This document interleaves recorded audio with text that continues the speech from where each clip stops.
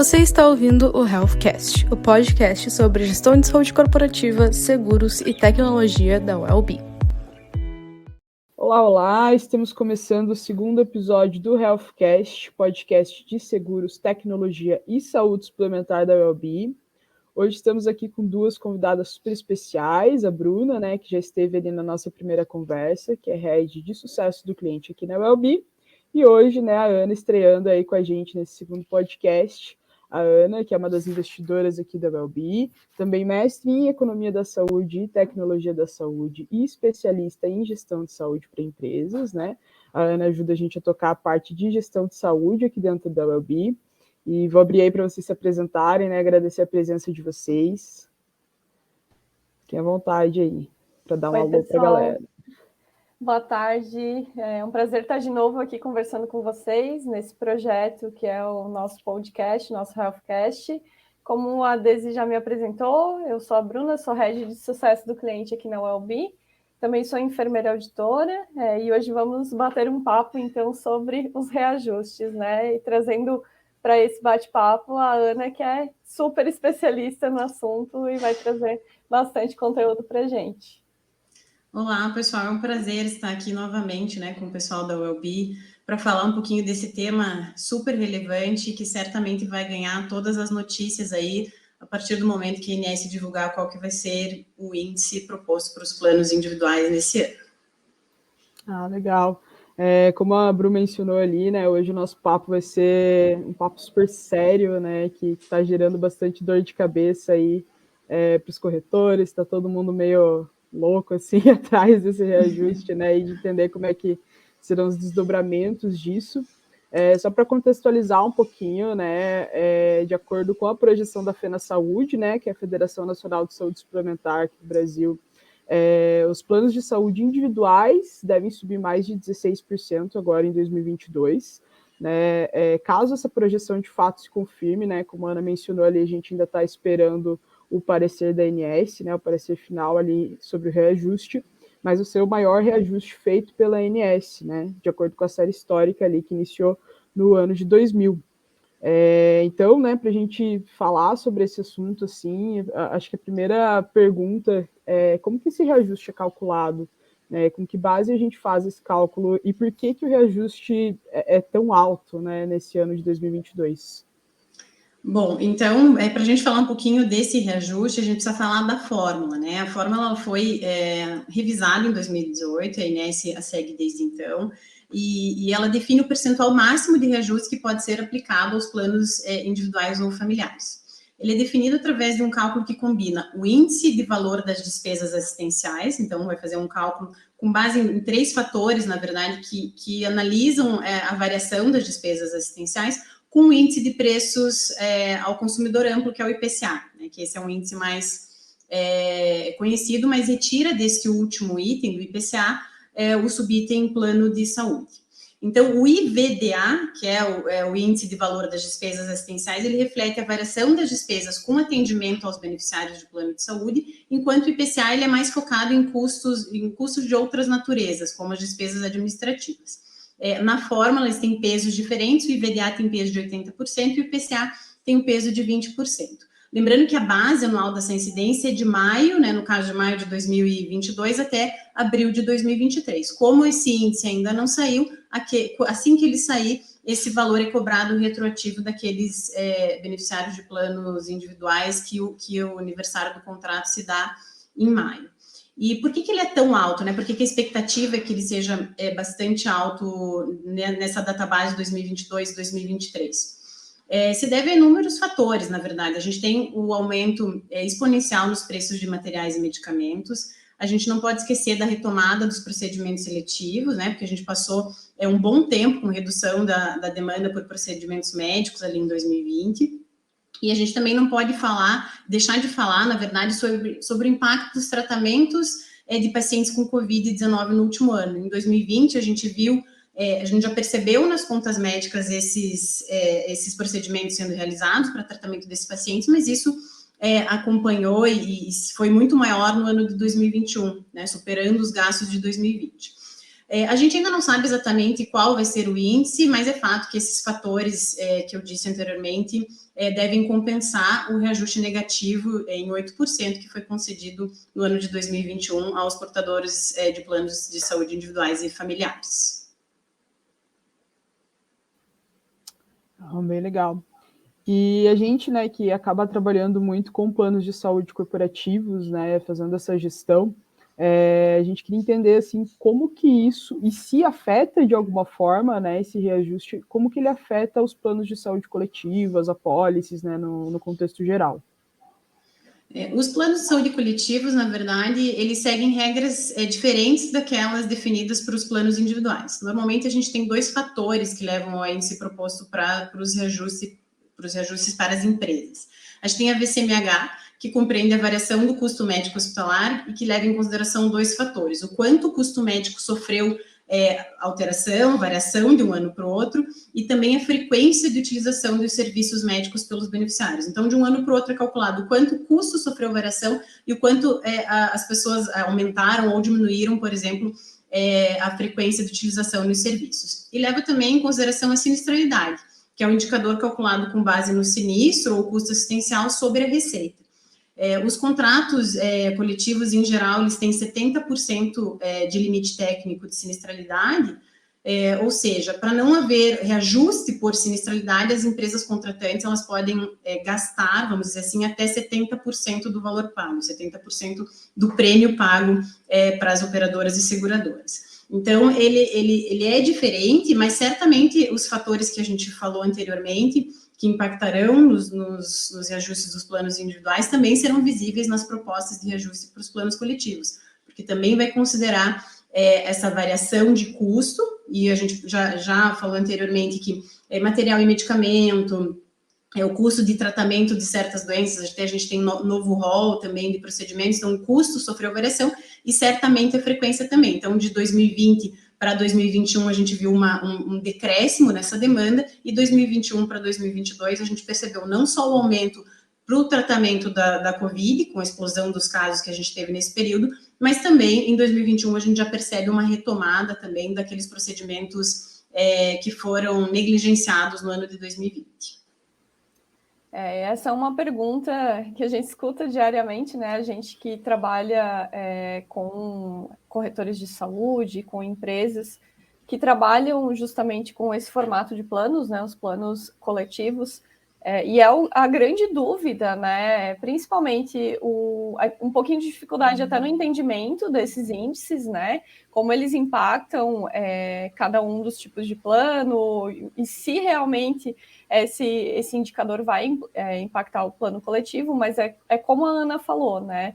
Apesar de serem fórmulas, serem cálculos diferentes, serem tipos de regras diferentes na hora de fazer esse cálculo, a gente não tem dúvidas de que o impacto que o plano de saúde individual teve com os casos, como a Ana comentou, né? Os casos de Covid, as demandas reprimidas, até mesmo o aumento nos custos dos insumos, né? Medicamentos, materiais, OPMS, que já são materiais ali de alto custo, a gente vê esses valores crescendo, até alguns casos assim que deixam a gente bastante assustados ali nas auditorias de conta, né? Na hora que a gente está fazendo essa revisão dentro das contas que a gente atende, e isso de fato vai impactar na sinistralidade do contrato, o que vai fazer com que impacte também na hora de fazer o reajuste desse contrato coletivo, né? Então, apesar de serem regras diferentes, a gente não tem como dissociar uma coisa da outra,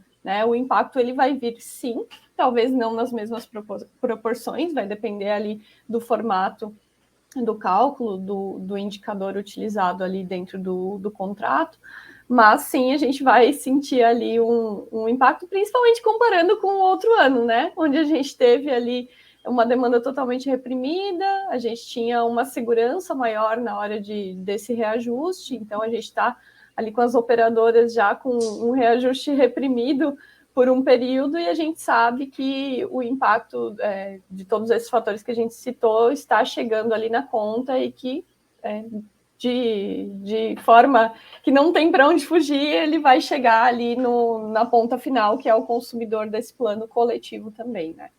Exatamente, acho que isso só reforça a necessidade dos contratantes conhecerem de fato o seu custo, entenderem de fato o que aconteceu no último ano, para que consigam fazer as negociações da forma mais adequada, né? Simplesmente entender que o VCMH da operadora foi tal e que minha sinistralidade está um pouco acima da média, significa que eu tenho que dar um reajuste específico.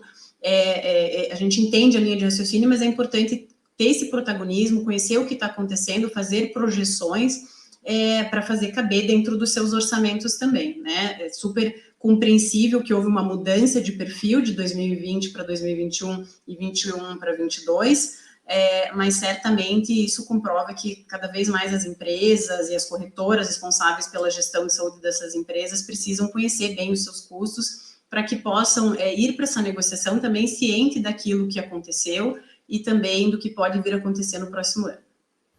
Ah, legal. E indo na linha do reajuste individual, o que o consumidor precisa saber na prática, né? E até, de repente, do coletivo, assim, o que o corretor precisa se preparar, né, na questão dos reajustes de contrato também? Olha, para os consumidores de planos individuais, eu acho que aqui também serve para os coletivos, né? É preciso saber que provavelmente a gente vai ter um acerto de contas, né, em relação ao reajuste negativo concedido no último ano, né? Ao próprio desempenho das operadoras no último ano, que foi amplamente divulgado, que apesar do custo com a Covid, por conta da demanda reprimida, elas conseguiram arcar bem com os seus custos assistenciais e ainda garantir suas margens, né? Mas a verdade é que esse cenário mudou em 2021, então certamente não existe almoço gratuito, então sempre essas contas chegam em algum momento para quem é responsável pelo pagamento.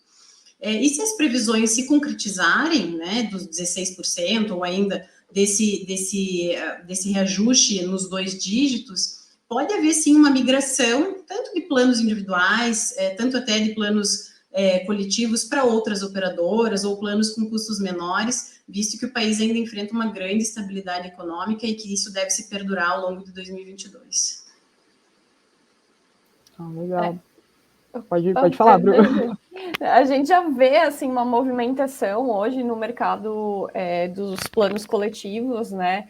Das análises justamente das propostas e das ofertas, né? Dentro das diversas operadoras seguradoras que a gente tem no mercado. Então a gente vem percebido assim no discurso, no pensamento, na estratégia das empresas e dos corretores de justamente fazer esse pensamento de migração, né, de carteira.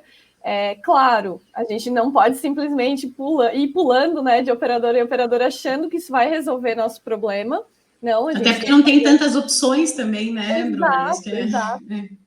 Porque vai depender muito, né, da localidade, das necessidades, enfim, das especificidades daquela empresa, daquela massa, né, daquela carteira ali a ser atendida. Então, dependendo do local, realmente, o leque de possibilidades ali, ele reduz para praticamente uma ou duas possibilidades dentro do mercado, né?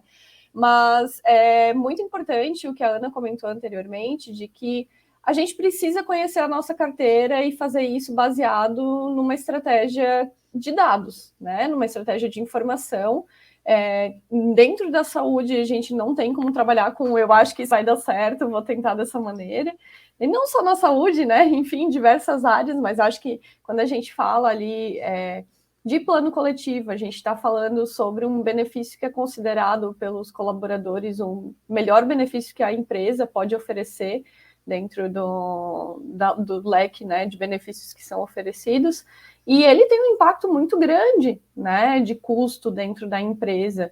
E para fazer essas estratégias, a gente precisa sim ter uma base muito importante de conhecimento da nossa carteira, de conhecimento dos nossos dados, entender se realmente o que está causando a sinistralidade dentro da nossa conta sim ali casos como Covid, né, demanda que pode ter sido reprimida, fazer essas análises comparativas de como é que a minha conta era antes da pandemia, caso eu tenha essa possibilidade, né, caso o plano ali tenha um pouquinho mais de tempo, entender o que mudou dentro da operadora, os custos médios, né? A gente ir fazendo uma análise mesmo temporal disso para a gente pensar numa estratégia de possivelmente migração de operadora ou algum ajuste dentro de coparticipação, coisas que a gente vem percebendo também que são aplicados como uma estratégia, né, de menos impacto e para a empresa poder continuar oferecendo ali com qualidade o benefício saúde. Então, tudo isso tem que ser muito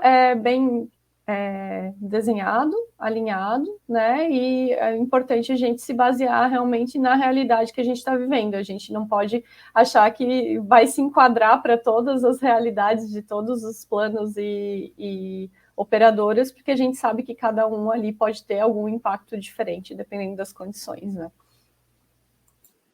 Legal.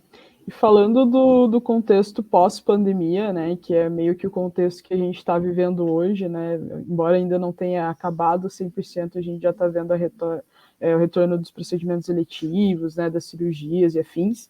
E quais alternativas as operadoras podem adotar que vão impactar, né, os consumidores ali, para diminuir os custos com esses procedimentos agora no pós-Covid?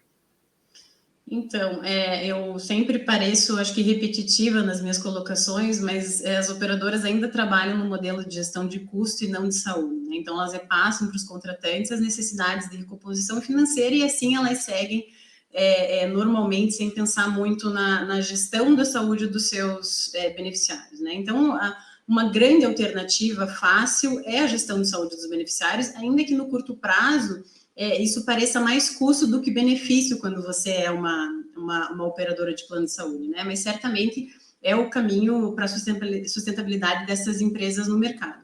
Aquelas que já investem em tecnologia e serviços de qualidade, de manejo do paciente, elegibilidade, certamente já saem na frente.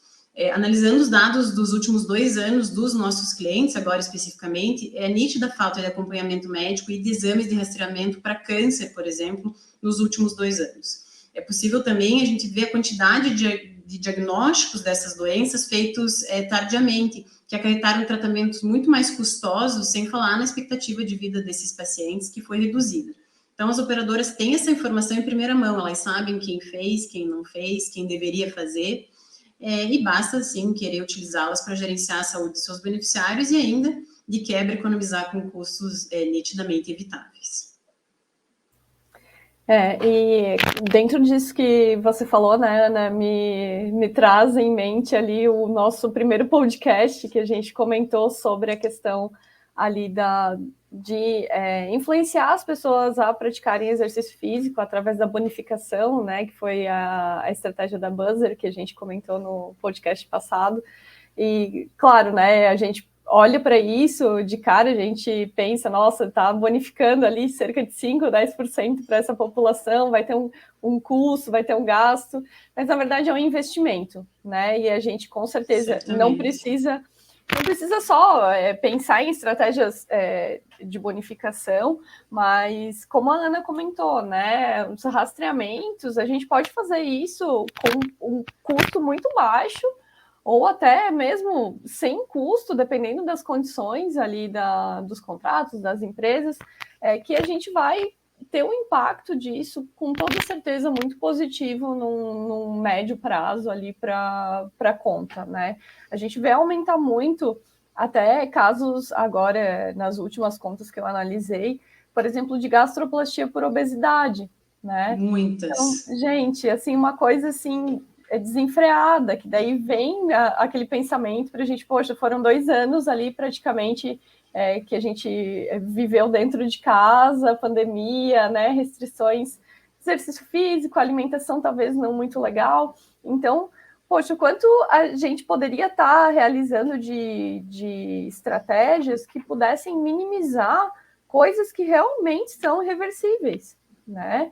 Então, eu acho que parte desse princípio, né, da gente começar a olhar, como a Ana disse, né, a gente acaba se tornando repetitivo no que a gente fala, porque a melhor estratégia para a gente reduzir custo em saúde não existe outra a não ser a gente pensar em promoção e prevenção, né, promover saúde e prevenir doenças, e não só doenças, né, porque as pessoas vão adoecer, isso é fato, não tem como a gente viver num mundo 100% saudável, mas prevenir os agravos, né? Então, quanto antes a gente consegue captar esses casos, começar a aplicar os tratamentos ideais, começar a olhar para essas pessoas de uma forma mais rápida, né? A gente vai com certeza conseguir impactar ali nesses resultados, melhorar a qualidade de vida, melhorar a expectativa de vida. Então, tudo isso impacta diretamente a pessoa que está lá na ponta, né? E não só a qualidade ali da sinistralidade, a qualidade da carteira e o impacto financeiro, né? Exatamente. Enquanto as operadoras não mudarem essa forma de fazer a gestão das suas operações, vai sempre sobrecarregar quem contrata, né, que hoje quem sustenta grande parte dos planos de saúde são as empresas, e isso em algum momento deixa de ser sustentável, né? Então todos os atores precisam trabalhar em conjunto e não só quem contrata o plano e quem é responsável pela grande parte dessa conta. Exatamente. Um ponto assim que eu, na minha experiência, trabalhando diretamente com operadora, trabalhando um pouco mais nessa parte de auditoria, que a gente veio percebendo, principalmente em relação a casos cirúrgicos, né? Eu trabalhava com OPME, então a gente falava de custos altíssimos, e a gente veio percebendo ali um movimento dentro das operadoras, claro, né? Ainda tinha muito essa visão da retenção de custos, mas também um movimento de entrega de qualidade para os pacientes, porque, por exemplo, né, a gente chegava ali na hora de autorizar uma cirurgia, autorizar um procedimento, a gente via muitas vezes que o profissional que está lá na ponta também, às vezes não sabe exatamente o que está pedindo, pede coisas a mais do que realmente vai usar com o paciente. Então, assim, o quanto toda essa cadeia que está envolvida na saúde tem, sim, uma contribuição nesse impacto, né? Isso indo do profissional assistente que está lá na ponta atendendo o beneficiário, a operadora que vai receber essa solicitação vai fazer sua auditoria, vai fazer sua análise e vai entender, não só pensando na redução do custo, mas pensando na entrega de qualidade para aquele beneficiário, aquele paciente que está lá na ponta, o que talvez é possível ajustar, né? Às vezes melhorar, trocar uma marca, reduzir quantidades, que isso com certeza, em muitos casos, é totalmente possível. E lá no final a gente também vai estar impactando esse custo, né? Ali citando um pedacinho da conta que é o material cirúrgico, né? E quando a gente amplia isso para medicamentos, a gente amplia para a quantidade de consultas realizadas, às vezes, muitas vezes, sem orientação, né? Uma coisa um pouco desenfreada. Poxa, toda essa cadeia de pessoas, cadeia de profissionais que está envolvido nisso, e até mesmo o próprio beneficiário ou paciente, podem ter um impacto, sim, na hora da gente fazer um controle desse custo, de pensar em uma estratégia, mas que, claro, não é algo a curto prazo, né, e não é algo fácil da gente movimentar, né? Então a gente tem que realmente trabalhar com aquilo que está mais próximo da gente conseguir fazer alguma ação, conseguir fazer alguma movimentação. Mas certamente, aproveitando essa tua fala, só para a gente concluir, cada vez mais as operadoras terão que estar preparadas para essas respostas, né? Eu acho que a grande lição da tua fala é essa, né? O quanto elas estão preparadas para demonstrar que fazem corretamente a gestão do OPME, a gestão da assistência, a gestão do custo. Então, cada vez que a gente tem mais informações sobre como essa assistência é prestada, mais questionamentos certamente virão. Legal. E para a gente encerrar, na visão de vocês, a questão do reajuste aliado ao final da pandemia pode reduzir o número de beneficiários, né? A gente atingiu bons picos de beneficiários aí ao longo de 2020, 2021. Vocês acreditam que esse reajuste aliado, né, ao final da pandemia pode reduzir esse número de beneficiários? Olha, a gente viu, na verdade, um aumento, né, como você mesma disse, mas com esse reajuste, se ele realmente chegar perto dos 16%, eu não tenho dúvida que pode haver uma debandada de pessoas contratantes do plano individual familiar. Já no plano coletivo, isso pode acontecer, talvez, numa menor escala, tá? Mas, obviamente, isso também é possível. Se a gente tiver reajustes aí perto de o que eu tenho visto, tá? Assim, eu realmente vi, ninguém me contou, reajustes, assim, de 50% no plano coletivo empresarial, 60%. Claro que isso é o pedido e depois existe toda uma negociação. Mas, ainda assim, dependendo do ramo em que uma empresa atua, considerando todo o nosso contexto econômico no Brasil e até macroeconômico, isso pode acontecer, sim, talvez uma escala diferente daquela do plano individual, mas não é difícil que isso aconteça e a gente vai acompanhar isso nos próximos meses. Né, a gente percebe, assim, até no nosso próprio círculo familiar, círculo de conhecidos, colegas, esse grande questionamento, né, de que muitos entraram no plano de saúde ali no início da pandemia naquele medo, né, de, nossa, se eu precisar de um atendimento, né, se eu precisar de alguma coisa extra, eu preciso, então, estar protegido e vou estar aderindo ao plano. E a gente vê justamente esse movimento, quando a gente fala de plano individual, é um pouco contrário disso agora, né? Poxa, a gente está vivendo numa crise financeira muito histórica, né? E que está impactando diversas pessoas, muitas pessoas perderam emprego, muitas pessoas passando dificuldades realmente, e vão acabar elencando prioridades, né? Dentro daquilo que vão estar ali mantendo no seu financeiro, né? Então, eu acho que sim, a gente pode ter um real impacto nos planos individuais e também, como a gente comentou antes da questão coletiva, até mesmo essa própria busca por outras oportunidades, né? Então, não só trocar de operadora, né, trocar de atendimento ali, mas a gente começa a perceber algumas movimentações, como procurar opções que não necessariamente sejam um plano de saúde, mas que seja uma saúde popular, por exemplo, né, que traz ali descontos. Então, alguns outros benefícios, né, e algumas outras propostas que o mercado vem aplicando para ajudar as pessoas a terem um melhor acesso à saúde quando a gente sai do mérito da saúde pública, né, e a gente começa a entrar ali no mérito da saúde privada e suplementar. E quando a gente fala do plano coletivo, como a Ana mencionou, né, essa questão ali dos grandes reajustes que a gente vem acompanhando, e também, como eu comentei, esse mesmo movimento da migração de operadora, migração de estratégia, eu acho que vai ser algo mais solicitado ali pelos clientes, pelos corretores, pelas empresas, para tentar minimizar, né? Mas realmente tirar a população, deixar de oferecer um plano coletivo como benefício dentro de uma empresa que já oferece é algo muito difícil de acontecer, né? Podem se mudar as regras, podem começar a solicitar talvez a participação do beneficiário na mensalidade, uma aplicação de coparticipação, pode ser que aconteça, né? A gente vê esse movimento, mas retirar a carteira, né, parar de oferecer, eu acho que realmente acaba tendo um impacto muito grande até na retenção de talentos, né, dentro de uma empresa, se isso realmente passasse a acontecer. E a gente tem 3 pontos bem importantes dentro disso, que primeiro é o avanço da tecnologia, né? Então a gente está contando cada vez mais com a tecnologia em todas as frentes de cuidado com o beneficiário, né?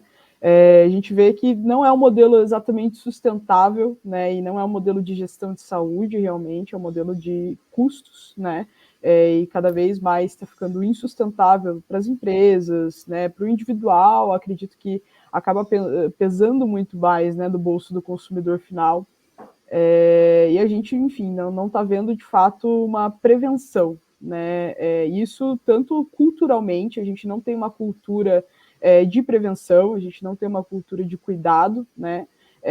E isso reflete na outra ponta ali também de prevenção dentro das empresas, enfim, guiado por dados, né? Então, tudo isso a gente vê que com certeza vai impactar, e eu nem digo a longo prazo, eu acho que muito antes disso a gente vai ver mudanças bem significativas nesse ecossistema, né? E por isso é tão importante todo mundo que participa do ecossistema, desde o beneficiário, as corretoras, né, que acabam atuando bastante ali na gestão e precisam dar esse cuidado, né, esse respaldo para as empresas, as operadoras, os órgãos fiscais, enfim, todo mundo precisa estar muito olhando para a inovação, né? E a gente precisa muito mudar essa nossa forma de pensar saúde, né? Para, de fato, pensar a saúde com foco em sustentabilidade a longo prazo, né? Exatamente. Acredito que é isso, meninas. Conseguimos falar, né, rapidamente aí sobre a parte do reajuste. Acredito eu que tenha ficado, né, pelo menos espero que a gente tenha conseguido explicar os principais pontos desse reajuste, né, acalmar um pouquinho o coração de quem está realmente bem preocupado aí. De fato, né, é um índice bem alarmante para a gente, mas é importante a gente discutir esses assuntos, né? Agradeço a presença de vocês, tá? Muito obrigada, Ana, por topar participar aqui. Mesmo que, né, a gente tenha falado em última hora que tem que abrir a câmera, Ana. É isso aí, é um prazer estar com vocês e até o próximo assunto. Debater saúde com vocês é muito bom. Fechou, então. Obrigada, Bru, também. Muito obrigada, pessoal. Até o próximo mais episódio. uma vez, é um prazer estar com vocês e até a próxima oportunidade, pessoal. Fechou, Tchau, tchau. até a próxima. Valeu.